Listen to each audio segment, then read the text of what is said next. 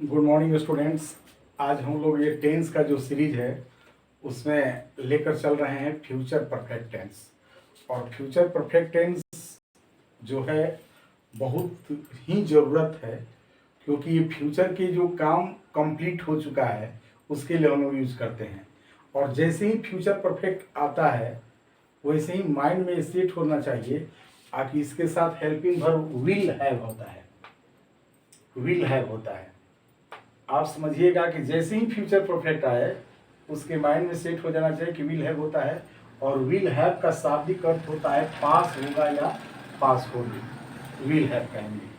अगर उसके साथ टेंस में यूज नहीं करे विल हैव को तो उसके साथ होगा विल हैव, सब्जेक्ट हो विल हैव प्लस नाउन। जैसे मेरे पास किताबें होंगी तो आई विल हैव बुक्स, उसके पास किताबें होंगी तो ही विल हैव बुक्स। तो विल हैव का सेंस पास रखना के सेंस में होता है, वो भी गागे के सेंस में।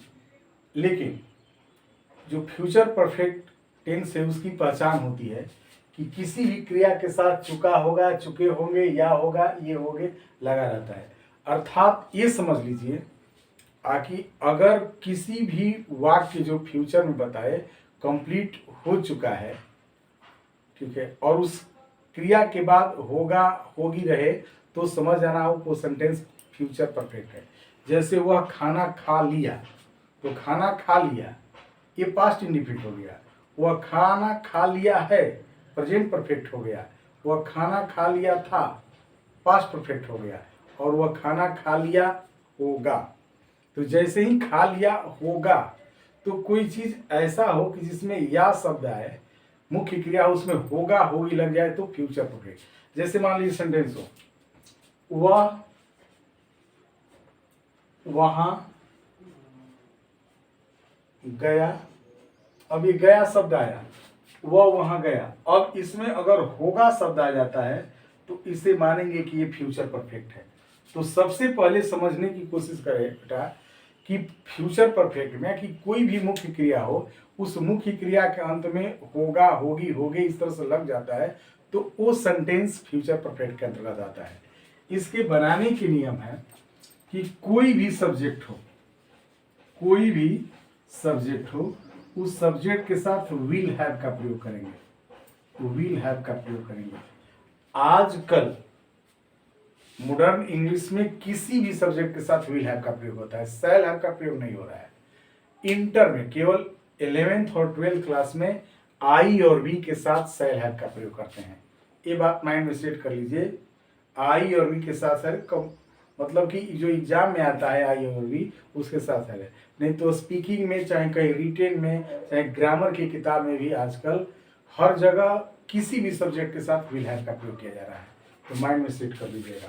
तो सब्जेक्ट प्लस विल हैव, और जैसे ही विल हैव आए तो वर्ब का थर्ड फॉर्म करेंगे। और object, subject plus will have plus V3 plus object.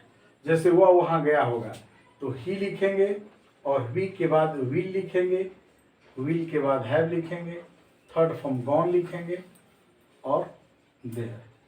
तो इस माइंड में सेट कर लीजिए कि किसी भी सब्जेक्ट के साथ विल हैव का प्रयोग करेंगे, थर्ड फॉर्म देयर। अक्सर ऐसे सेंटेंस को अगर निगेटिव बनाना हो तो विल और हैव के बीच में नॉट लगाते हैं। चाहे विल और हैव के बीच में कोई भी हम लोग एडवर्ब लगाते हैं, जैसे नेवर लगाना हो, ठीक है ना, चाहे ऑलरेडी लगाना हो।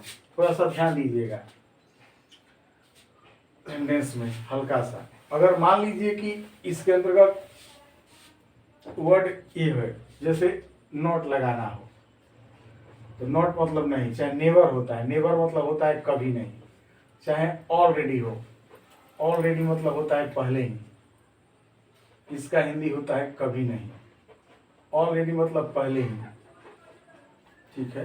तो कोशिश करेंगे कि अगर कोई भी सब्जेक्ट हो तो उस सब्जेक्ट के साथ विल लगाना है, और विल के बाद हम नेवर का प्रयोग कर सकते हैं, चाहे नॉट का प्रयोग कर सकते हैं, चाहे ऑलरेडी का प्रयोग कर सकते हैं, अथवा एवर का प्रयोग कर सकते हैं, और तब हैव का प्रयोग करेंगे। हैव प्लस वर्ब का थर्ड फॉर्म प्लस ऑब्जेक्ट, चाहे यहाँ पे कोई भी वर्ड हो, जैसे वह पहले ही अपना काम कर लिया होगा, चाहे वी लोग, जैसे सेंटेंस हो कि वी लोग पहले ही, वे लोग पहले ही अपना काम कर लिए होंगे। और ये सेंटेंस है कि वे लोग पहले ही अपना काम कर लिए होंगे, तो ये पहले ही जो है आपका एडवर्ब हो गया। तो इसको बनाएंगे कि दे विल, और यहाँ पे ऑलरेडी लिखेंगे, they will already have, they will already have done, और यहाँ पे अपना, डॉन और अपना के लिए देयर का प्रयोग करेंगे, देयर वर्क। तो they will already have done their work, वे लोग पहले ही अपना काम कर लिए होंगे। अगर यहीं पे सेंटेंस रहता कि वे लोग अपना काम कभी नहीं किए होंगे, तो कभी नहीं किए होंगे तो इस ऑलरेडी के जगह पर यहाँ पे नेवर का प्रयोग कर सकते थे आप, वे लोग अपना काम कभी नहीं किए होंगे। तो ये समझ लीजिए स्ट्रक्चर कि विल और हैव के बीच में never, not, already, ever. Ever का हिंदी होता है कभी, तो इसका यूज करना है। ये फ्यूचर परफेक्ट में सबसे बड़ा जो चीज है समझना है। अब ऐसे सेंटेंस को मान लीजिए कि आपको इंट्रोगेटिव बनाना हो, इंट्रोगेटिव बनाना हो, क्या लगाना हो, तो विल को शुरू में लिखेंगे, will plus subject plus have plus V3 plus object.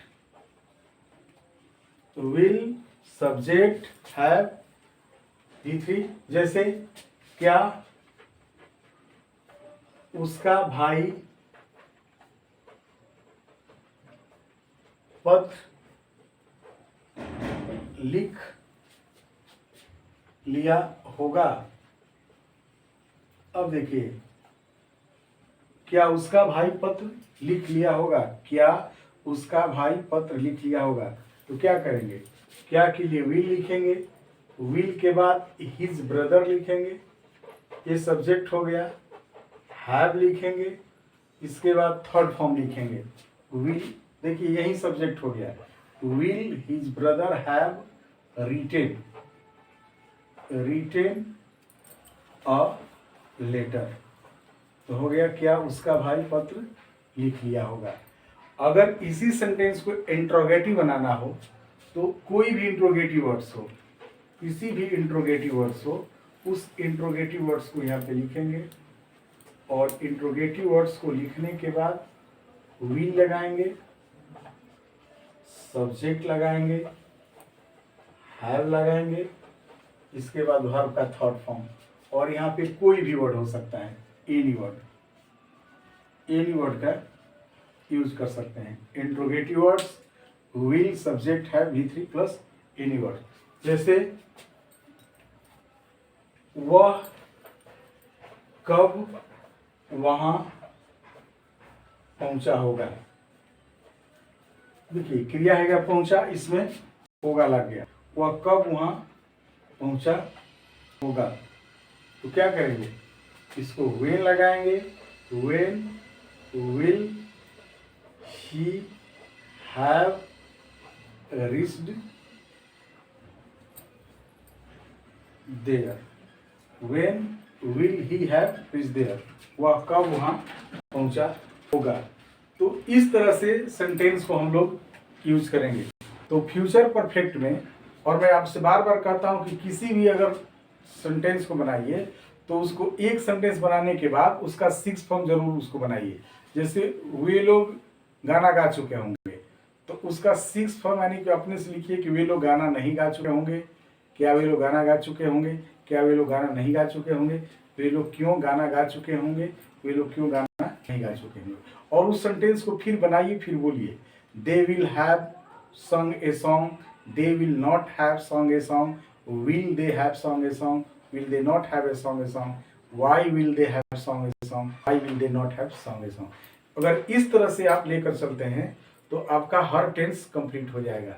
तो इस तरह से हम लोग आपका टेंस की सीरीज में फ्यूचर परफेक्ट लेकर चले। एक हम लोगों का टेंस अब बाकी हो गया, जो फ्यूचर कंटिन्यूअस और फ्यूचर परफेक्ट कंटिन्यूअस है, तो दोनों को हम लोग अगले वीडियो में बताएंगे। तब तक के लिए धन्यवाद।